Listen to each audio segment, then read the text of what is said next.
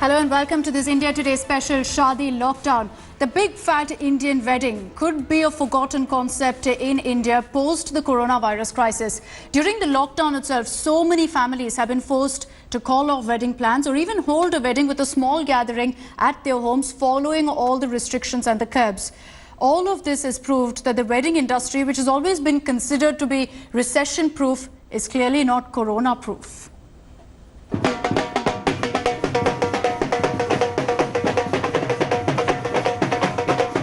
For generations, Indians have celebrated weddings as the biggest event in their lives. From destination weddings to big fat local shadis, all stops are pulled for a grand, once-in-a-lifetime affair. And then came the lockdown. Life at a standstill. All forms of business shut. And lakhs of families left in the lurch as they spent all their life savings for a big fat Indian wedding. Some families, however, have refused to allow the lockdown to stop the celebrations. Low-key affairs following social distancing with a minimal crowd for the event.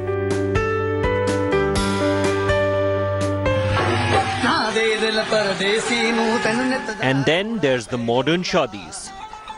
Couples who choose virtual weddings and sangeets. So post the lockdown, will India's definition of weddings change? What it is going to do, it's going to become a catalyst for that trend, because people are going to just drive value from consumption, and I think that's going to be a great thing. I have a very big hope on the younger generation and Gen Z, because I think they are very idealistic, and I think collectively they are going to push for a better world. So is this the end of the big fat Indian wedding? And what will this mean for the country's thriving wedding industry? Bureau Report, India Today. Who've had their wedding plans affected because of the lockdown. We also have designers and wedding planners joining us to explain to you what this means for the wedding industry as well. Aditya Motwani, celebrity wedding planner, is joining us on this broadcast. Aditya, you know better than anyone exactly what a big fat Indian wedding is all about. So thank you for joining us. Mona Juneja, wedding planner, is also with us. She specializes in boutique weddings. We've also got fashion designer Nari. He will tell us exactly what kind of an impact coronavirus and the lockdown is going to have on the wedding industry. But as I told you earlier, we've got two case studies with us. People who've been affected directly by the lockdown, directly by the coronavirus crisis. Anu Bhatt is joining us live from Delhi. Anu, thank you for taking the time out for speaking with us. You had to, in fact, cancel your wedding. You were telling me earlier that today is the day your first function would have happened. You had a string of almost 6 events lined up. Today would have been the first event. What exactly happened? When did you decide that, this is not going to happen? Hi, Akshita. Thank you, everyone, on this debate. I hope everyone's safe and at their respected houses. Yes, coincidentally, my wedding functions were supposed to begin today. Today was the festivities which were about to start. But I was closely monitoring the entire situation. I could see that things are getting worse starting January ending. And it was clear in my head by February mid that, nothing is going to go beyond this stage. Things are just going to get worse from here on. So I was very clear by February ending that this wedding is not going to happen in May, because I had relatives who were coming from different parts of the world. Friends were flying from different countries, and even for domestically travel was a big no when it came to families. And this was a destination wedding, wedding, all my right? plans on hold. Yes, it was planned in Manali. Okay. Thankfully, even all my vendors and the hotel people were very cooperative. I'm really thankful to them that I'm not actually shelling out my money, and nothing is being charged on me in terms of cancellations. Okay. So that's good to know. But, I'll discuss this further with you. I'll have to bring in a lot of other guests as well on this discussion. Suraj Rajmohan, he is joining us live, and his story is very interesting because he also had his wedding planned during this time. And Suraj, you decided to go ahead and hold your wedding. How did you do that amid a lockdown? So the wedding was on March 19th, 2020. So it was like a couple of days before the lockdown actually officially started. Okay. But then families got together. My dad and mom, they settled in Nairobi. So like 2 weeks prior to the wedding, my dad had a meeting with both the families, and then we had already decided to cut down on the crowd. Like we were almost 700 people, and then we cut down it to like just relatives, 30 people. So from 700 you went down to 30? No, from 1100 we went down to 30. Oh my God. Yeah. So it was because that time this corona was escalating. I'm from Kerala. Both of us are from Kerala, my wife and I. Okay. So that time it was escalating here. The numbers were coming out from here the most. So that time we decided, okay, it's not safe actually to conduct a massive wedding at that point in time. So we decided to cut down the crowd, and then all the necessary equipments that could actually avoid spreading, like masks and then sanitizers, everything was there, and then we got just done in a temple, like with 30 people, just a family, that's it. Okay, so from 1100 you came down to 30. Aditya, is this the future of Indian weddings? You know, Suraj is telling us there were masks, there were sanitizers. Are we now bidding farewell to the big fat Indian shadi as we know it? Hi guys, thank you for having me on board. Well, let's hope this all ends soon. But yes, in the current situation right now, I mean, I'm really happy that Suraj, went ahead with all the safety precautions, as required. But in the business where I'm catering to high network individuals, our wedding sizes are also minimum 500 attendees. We had a couple of weddings lined up for October, November, December. Something in April was 50th birthday. Obviously, everything's been cancelled. But yes, it has taken a severe toll on each and every wedding planner and each and every guest or client who was planning their wedding. So I hope this ends soon, but I don't foresee the big fat Indian wedding coming back onto road at least till March next year, You know, I must confess, Aditya, that I'm a case study too, because I'm supposed to be getting married in August, and I honestly don't know what's going to happen there. Whether I'm going to be going ahead with my wedding, should I be pushing it, or what should I do? So I want to understand from you so that I can get some clarity on also on what decision to take. From what time to what time have most of your clients cancelled their weddings? Are there weddings that are slated to happen in August still happening as scheduled?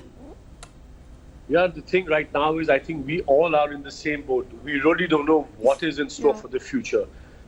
I mean, wedding industry, aviation industry, restaurant industry, I mean, any industry right now, we don't have an answer because we don't know. Will there be a second wave that could come? Will there be a third wave that can come? When will the vaccine come out? I mean, it's very difficult to say anything right now. I've been on forum before, and all us wedding planners are all in the same boat. We really don't know what to say. Tomorrow we say, fine, can we do a 500 people wedding in a banquet hall at the Taj Crystal Room in Bombay in October? So far, I don't know. If so, okay, how do the guests come in? Do they all, don't come to the stage? Do they wave out to the guests from far? Are all the crew backstage sanitized? Do they have cards or stamps on the hand? I mean, these are things that, we all are currently, just thinking and going through these processes. So I don't know how to plan, Siraj. So if you're asking me for August, I think it's too early right now to look at August. I would say if you're looking at something in a larger scale where you have guests traveling in from different parts of the country, you must look at something which is post-October. Yeah. So essentially, I'll have to keep my fingers crossed and just hope for the best. But Mona, Aditya made also a very interesting point. He said, how do you ensure, there's distance, there's, people with ensuring that all norms are maintained. It only means more work, of course, for the wedding planner. But is it even practical to expect that we can maintain perhaps social distancing at a wedding, particularly an Indian wedding? See, weddings and any event as such, and especially Indian weddings, you can't expect people to social distance. What are you going to say? The bride and groom have to stay apart 6 feet? And what about the priest who's conducting the fairas? What's the point of a sangeet, for example? How are your friends going to enter the wedding? Are you going to tell everybody do a COVID-19 test and, then come and attend my wedding? So, it's not just, we are not shying away from doing an extra work an extra mile, as Aditya will agree with me. It's just, I think, nobody wants to take the risk and the responsibility of so many lives on them. And we all need to become more conscious that till the vaccine does not come out, in my opinion, I don't think so big weddings can happen. I think this year itself, there is going to, even if weddings happen, it will have to be much more toned down, like what Suraj did. Perhaps the number of guests, number of invitees will have to be brought down drastically. Nari, we were yesterday when I spoke to you discussing how this has such a massive effect on the wedding industry. Many times there have been debates about how come recession, come whatever, weddings happen no matter what in India, and that somehow is recession proof. It's in a way, there's no way any damage can really happen to the wedding industry. That particular theory has been completely demolished by what we're seeing in the last 1 month. First of all, Akshita, thank you for having me on the show, and I hope all our viewers are keeping safe from this. You're right. The thing is, we thought that the wedding was recession-proof, and it was recession-proof. Right? Yes. Till we have been through a lot through 2008, through before that, kind of stuff. Our economy also, before this also was, not the greatest that it could be. But yet there were great weddings that happened till the last year, till December of last year kind of stuff. But I think that this is a different beast altogether, and it has multiple levels of multiple features, multiple levels where it works at, and it's not just a question of money, it's a question of people getting together, not being together, all of that kind of stuff. So this is very different from what has ever happened in the past. So I agree with Mona and Aditya that this has felt the idea of a fat wedding. But I think that it will end up being kind of inconspicuous, conspicuous weddings without Instagram photographs. But I think, Nari, that especially considering young couples out there, it's all about social media. So our Insta weddings are all about, what the rage will be, that you're already seeing virtual weddings, virtual sangeets being held, that it's all going to be about the photography, about ensuring that you get the nice photos, the nice photo ops from the wedding, and that's it, that the expenses are brought down to a minimum, particularly because we also have to consider that once we come out of this lockdown, there is going to be an economic slump.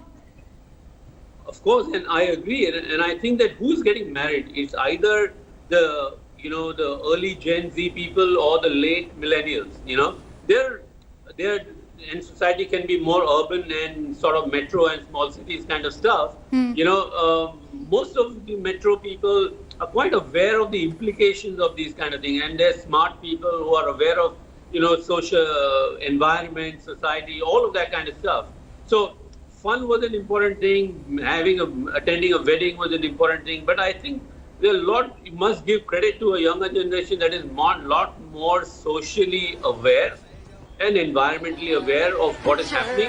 Of course, people want to have fun, but you're going to see different kinds of people doing different things. So it is an important juncture, and I would err on the side of being socially aware amongst the young late millennials, basically. It's important you highlight that, because that's exactly what has happened in Suraj's case. Suraj, was it a conscious decision on your and your wife's part that, look, considering this crisis, it's not right to have such a big event, because this was before the lockdown, and yet you decided to bring it down from 1,100 to, in fact, 30, and that obviously means that you've lost money also.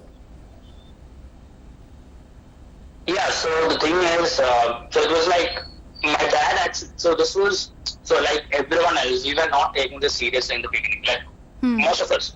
Or same in China and in India, So, and then after Kerala started reporting cases, so my dad and my mother came to India just for the wedding. She came by January, yes. Okay. And after that, my dad was supposed to reach here on March 15th. So by mid-Feb, my dad had a call with both the families, and then he had this doubt: is it safe traveling right now? Is it safe pulling all these people to a big function like this at this point in time? Because paying our relatives, most of them are like 60 plus, and then those are the people who are vulnerable to this. So is it safe to actually? So we had a inspection of our own before deciding on call it off, and then I had a discussion with my close friends who are already had booked tickets, and everyone told that it's a wise decision to call it off, and then families together and my wife, we all came together for this. Obviously, it was a little bit hard in the beginning because it was preparation for the past 1 year, and then it was a little difficult to take this decision. But then everyone came in one page, and then we decided to call it off. And then I put out a social media post, letting people know that we are actually calling it off. No, and then everyone was supportive of the auditorium guys.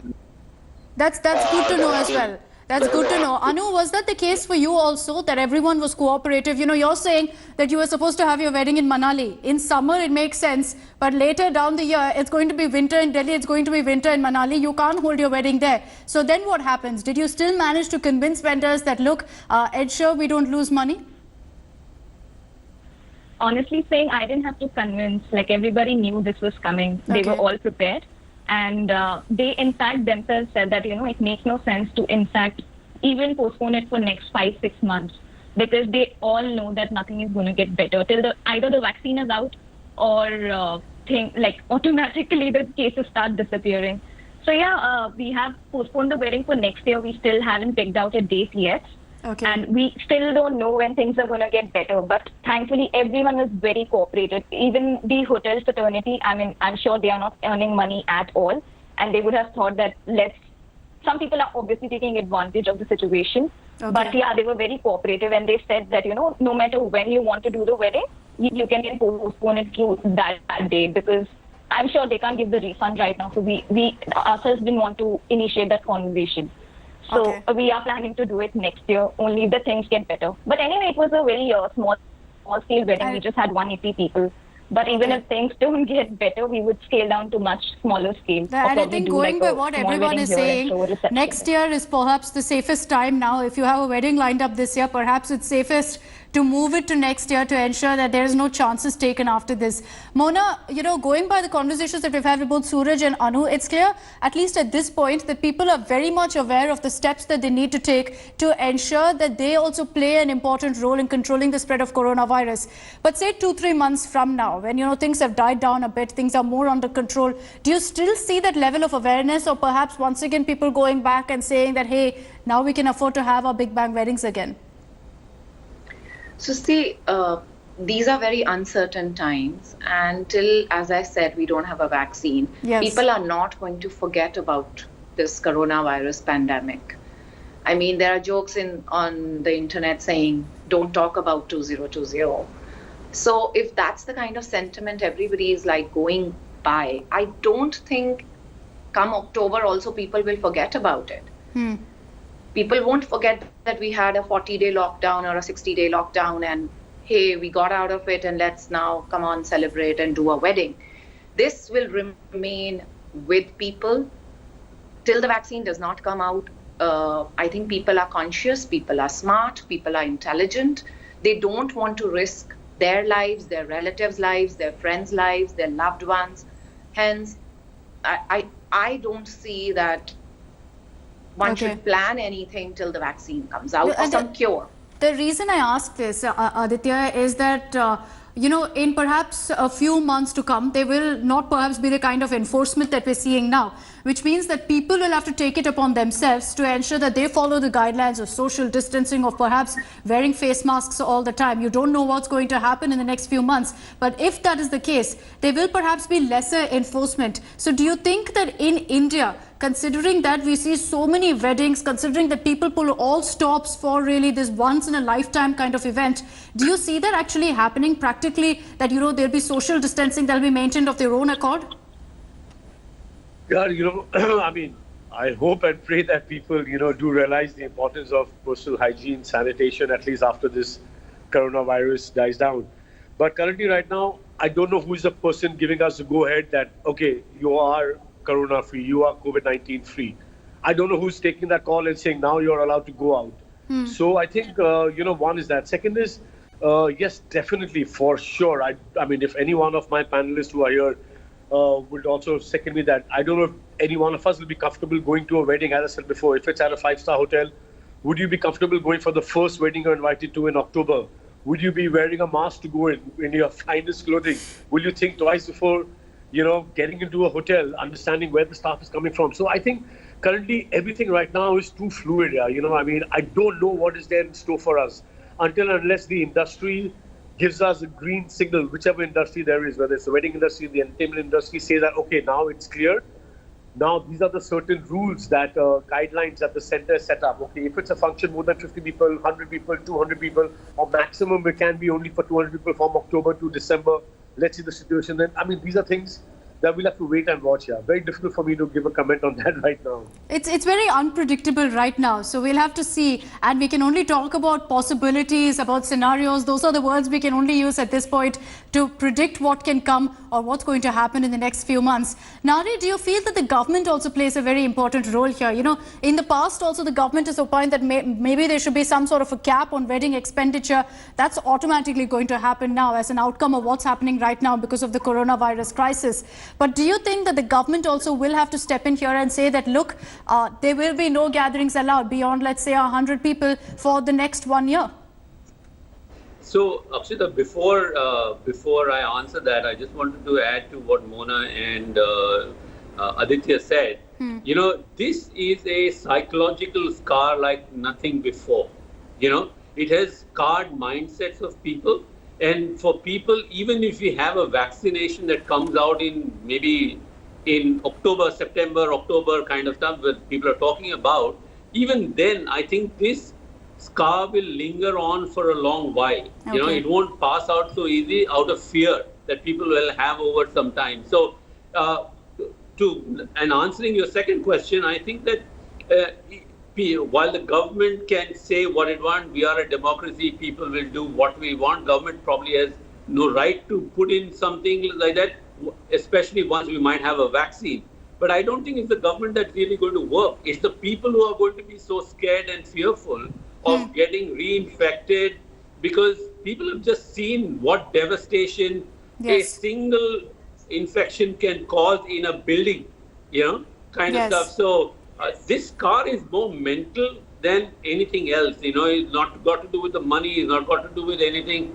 It's got to do with the psyche. And I think the psyche is really hurt at this moment. And it's important, that kind of psyche is there, because otherwise it will lead to chaos in a few months. That all that we fought for and worked so hard on in the last 40 days or so, we shouldn't decimate that in the next few months, happily going for weddings, thronging places in huge crowds. So the need of the hour perhaps is for people also to be as aware as we're talking about right now. I've run out of time, but I'd like to thank all of you for joining us. Aditya, Mona, as well as Nari, thank you for joining us with your insights. Anu and Suraj, thank you for joining us and sharing your experience. I know that we've addressed a lot of questions, a lot of issues. As someone who's also very concerned about her own wedding, I can say with some guarantee that I've got some answers in this discussion. So thank you very much for joining us. Thanks to all of you also for watching this broadcast. This is a story that we're tracking very closely. So many lives that have been affected, not just by the lockdown, but also by the coronavirus crisis. And that perhaps the after effects of it could be felt in many months to come.